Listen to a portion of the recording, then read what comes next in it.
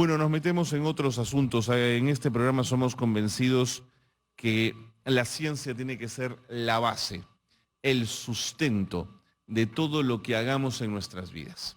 Cuando digo ciencia no me refiero a que todos debemos ser matemáticos o ser científicos, pero sí a que el método científico, la reflexión desde la mirada de la ciencia, el uso de las hipótesis, el uso de que nuestras teorías sean comprobadas, de que hablemos con certezas y no con falsedades, ¿no es cierto?, nos nutra. Bueno, el profesor Hugo Flores es biólogo, es profesor de la Universidad Peruana Cayetano Heredia, y con él, en este último programa del año 2023 de Escuela Abierta, vamos a hablar justamente de los aportes sorprendentes de la ciencia en la historia. Profesor Hugo Flores, qué gusto tenerlo de nuevo, bienvenido. Gracias, Carlos. Gracias por acompañarnos. No, a usted por la invitación. No, por favor, siempre es un gusto conversar con usted y conversar de ciencia.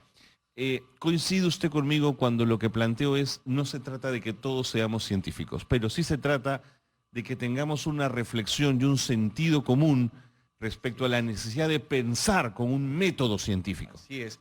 El pensamiento científico, sin duda, como mencionas, gobierna nuestras ideas desde muy pequeño. Así es. Cuando tú tienes a tu hijito que una pelotita se le cae debajo de la silla y no la alcanza, comienzas a observar, intenta con un palito, sí, señor, intenta con un peluche, hasta que logra hacer una hipótesis, lo pone a experimentar. Así es. Y consigue resolver el problema, porque todos tenemos problemas en esta vida. Y la vida no trae un recetario. Sí, señor. Hay que ir observando, experimentando y sin duda sacando conclusiones. Así es. Pero además nos aleja de la opacidad, nos aleja de lo mágico religioso, que tiene su espacio, si usted quiere, pero que no nos lleva a la certeza, ¿no es cierto? Sin duda, justo como comentabas, muchos problemas se han ido resolviendo con la ciencia. Así es. ¿No? Sin desmerecer los saberes ancestrales. Por supuesto. Que en muchos casos nos han servido, por ejemplo, sí, señor, el caso de la maca, como se trabaja en señor, Cayetano Heredia, el caso de la uña de gato y otros totalmente productos de acuerdo, que van desde el saber popular hasta el laboratorio, donde ahí sí, el método científico claro, se pone a trabajar. Claro. Pero sin embargo, muchos procesos que actualmente vivimos, aparentemente cotidianos, han sido gracias a la ciencia. Por ejemplo, hay científicos que hemos olvidado. En el brazo, los que somos un poco mayores de 20, como tú y yo, tenemos una marquita, sí, ¿no? O dos, ¿no? Creo sí, que nuestros hijos tienen menos que nosotros, sí, ¿no? Es verdad. Pero esa marquita significa que en un momento, en el siglo XVI más o menos, una persona, un gran observador, el doctor Jenner, miró que las damas que vivían en la zona urbana tenían muchas marcas de viruela, pero las damas que vivían ordeñando vacas no tenían casi nada. Sucede que ellas se infectaban con la viruela de la vaca, llamada por ese motivo viruela vacuna. Y eso las inmunizaba contra la viruela humana. Imagínese. Jenner hizo experimentos, siguió el método científico y empezamos el boom de las vacunas, que sigue felizmente hasta hoy, ¿no? Y que siempre hay que continuarlas, porque tenemos toda una cartilla de los papás. Mi mamá guarda la mía, por ejemplo, guarda mi cartilla, que era bien pequeñita, por cierto. Pero fíjese cómo la ciencia tiene que abrirse paso, porque aún hay un discurso que pone en tela de juicio, sin certezas y sin además la mirada científica, el hecho de la utilidad de las vacunas, profesor. Sí, hay personas que aún piensan que la Tierra es plana, ¿no? Sin embargo, ¿no? La observación, la experimentación, el día a día, nos permite comprobar que hay experiencias y saberes como la evolución, los temas ecológicos, ¿no es cierto? La contaminación, que es una realidad. Y ha habido un conjunto de científicos que nos han ayudado muchísimo, ¿no? Desde gente como Newton, que nos habló de diversos fenómenos físicos, Galileo, que dio las matemáticas para entender cómo está conformado este universo. Pero Galileo, desde donde tenía la poca tecnología que tenía, o sea, ¿qué tal cabeza? La observación para poder llegar a teorías extraordinarias, ¿no? Un gran manejo de las matemáticas. Sí, señor. Uno a veces dice, uy, la matemática otra vez. Incluso a veces uno comete el error como padre de decir, te voy a poner en matemáticas, como un castigo. Claro. No hay que hacer eso. La matemática está en el día a día. Profesor, además, No hay Newton sin Galileo, no hay Einstein sin Newton, es decir, cómo la ciencia se va ayudando, ¿no? Sí, hay una frase que es cada uno construye sobre hombros de gigantes. Sí, señor, ¿cierto? buen punto. Tenemos gente como Hawking, por ejemplo, que es una de las personalidades más Brillante, recientes y famosas, pero que sin duda él trabajó sobre lo que otros habían avanzado. Hay gente, por ejemplo, que acumuló información en la época renacentista. Un señor se llamaba Tycho Brahe. Tenía muchas observaciones astronómicas, pero su matemática era incipiente. Él contrata a otra persona que es Kepler, y este señor llega, maneja una matemática mucho más sólida, y estandariza y saca ecuaciones que permiten entender relaciones de cómo las planetas y las lunas se van moviendo. Se hace todo mucho más previsible. Sin duda. Porque la ciencia con la matemática y la estadística te permite predecir cosas. Como cuando, por ejemplo, uno va a tener un hijito y dice, bueno, ¿cómo saldrá? ¿Sacará mis ojos? ¿Saldrá mi cabello? De acuerdo. Pero cuando naces, uy, pero mira, tiene la nariz del abuelo, ¿no?